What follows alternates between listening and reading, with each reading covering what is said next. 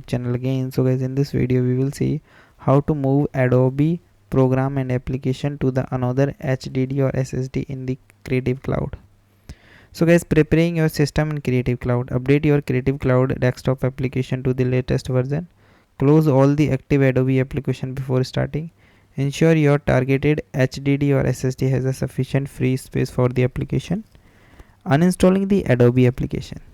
Open the Creative Cloud desktop application, navigate to all the app section in the sidebar. Find the Adobe application you wish to move, then click locate next to the app. Select and uninstall from the contextual menu and follow the on-screen prompts to confirm the installation. Repeat this process for every Adobe application you want to relocate.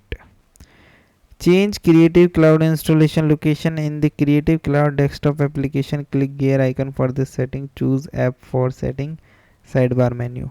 Locate the location option under the installation service and click the changes button next to the current installation path. Confirm your selection by clicking open or the select folder. Reinstall the Adobe application. For this, return the all app. Find the Adobe application. Click the option of install, monitor the installation process, wait for the completion, launch and reinstall the application to ensure it functions correctly. So guys, thank you and have a nice day, and guys, subscribe.